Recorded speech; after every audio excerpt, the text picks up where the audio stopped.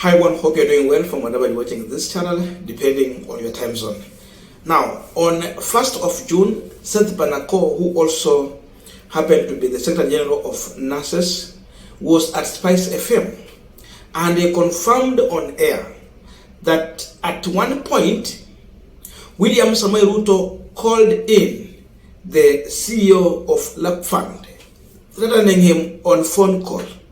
And this was after some fellows at State House, whom is referring to as cartels. In fact, he's saying that we have like 6 cartels at State House who want to influence anything and everything, including employment of even a sweeper in office. They want to know this person is coming from where.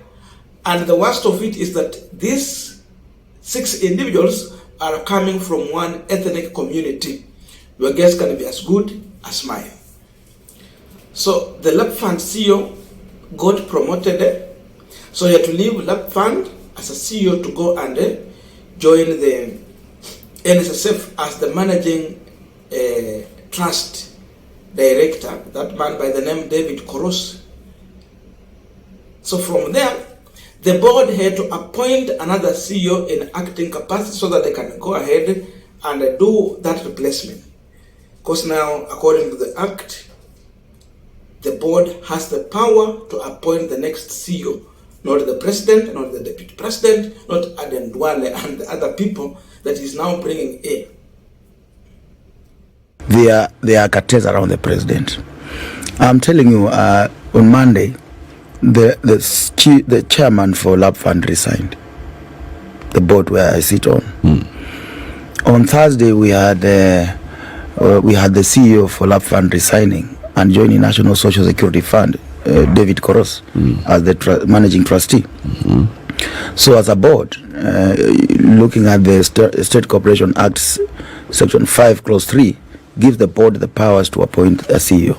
So we had arranged an AGM on Friday, and everything had been done, money had been used. So we said, now, since the CEO has left, we can't postpone the AGM, and the AGM cannot be done without a CEO. So we appointed an acting CEO on Thursday.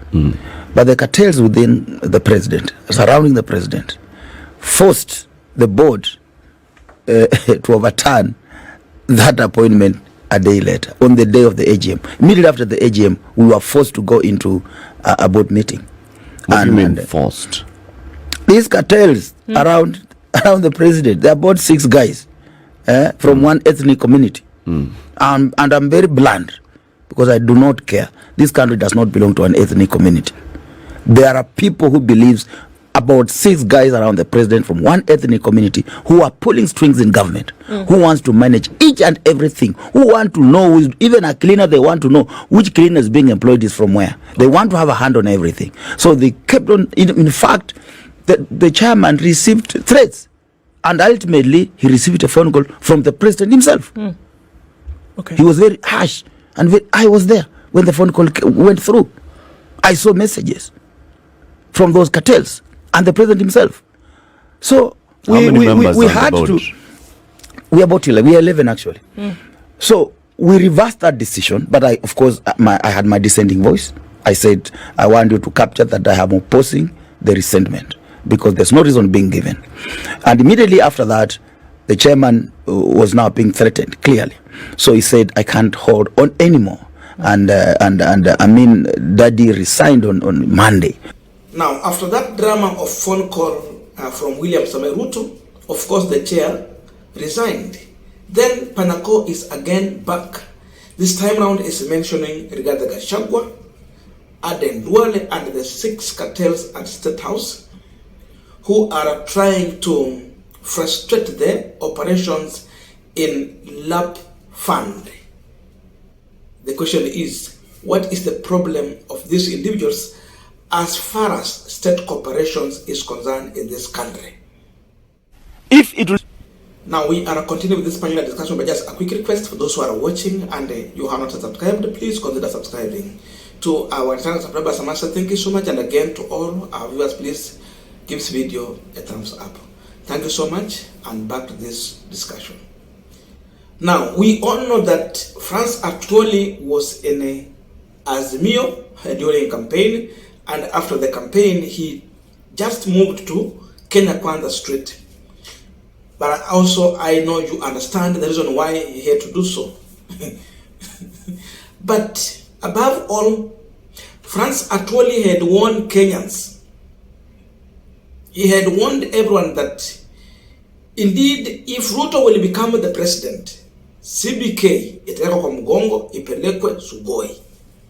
Above all, he had also accused William Ruto on allegation of trying to frustrate operations at the NSSF. Today, the issues are back here. That means Francis Atwoli was saying the truth.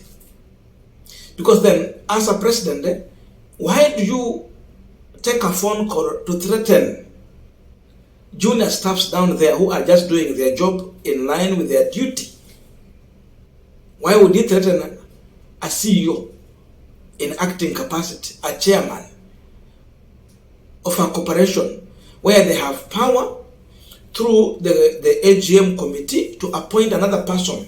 The president has no any power to make such kind of decision.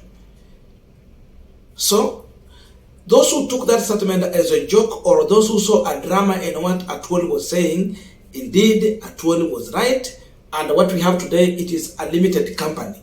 We are seeing individuals who are running a limited company, and they want to have their shares on their side.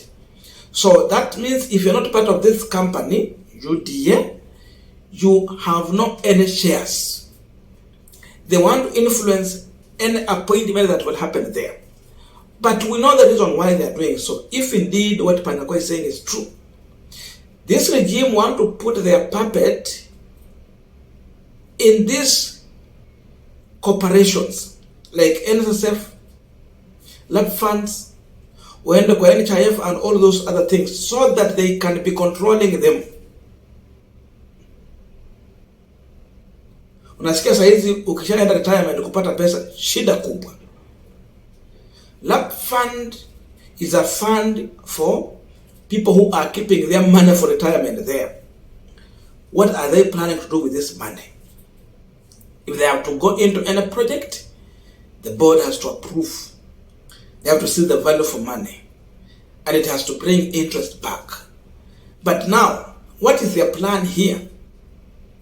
What is Gachagua looking for? Last time it was Ruto as deputy, today Gachagua. And now we are hearing Aden Duale. Aden Duale mkono yake inafanya nini kwa lab fund? They want to plant their own people who speak their language to work for them. And the language is all about looting. Because I know also, we have truthful men from Kalenjin Nation, we have truthful men from Kikuyu Nation, we have truthful men from other nations hata zenye hazikupigia Ruto kura. So the language of the people they are looking for is specific individuals. Nasema hivyo kwa sababu mnakumbuka mambo ya Masiti. She's a Kalenjin, but we know very well she stood for truth. So kuna watu wazuri pia bado huko hata Mount Kenya. But these individuals are looking for their own puppet in those appointments. So looting is going to happen. Wakati watu wanaenda retirement mtapata hakuna pesa. Sisi tutakuwa nakaa tunangoja umeapply unangoja. They take the money, put in their own real estate business and profit. The money will come later, and sometimes you will not see this money. So cartels are now in power. It is their time to eat. And by the time you will wake up, CBK, like Atwoli put it, it will be in Sugoi. Mambo yengine utaipata iko Nyeri. And this is where we are now. So workers, if you have been in your comfort zone, keeping silent, quiet, enjoying life, you must know. Join these poor people who are on the street and speak for your mind. No one will speak for you. The middle class has to come out. Today we are seeing now Ruto even is going for the rich. He is depossessing the rich. So kama mmesema mambo ya kupiga kura mmeachia watu wa kawaida hapa chini maskini.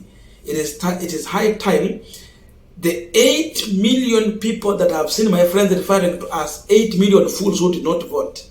It is high time next time when people are making a decision on ballot, make sure your votes count. At least you would have casted your vote at the right place that you know your interest will be served. Today, we are now in Kenya Kwanza, and this is a company. Gachagua will repeat saying a company, and now we are understanding the meaning of this limited company. They want everything on their side. And the workers are at risk, a huge risk, whereby you go to retirement and you have nothing to celebrate. If you're not in a business, as a civil servant, then retirement, once you sign out, is the end of your life.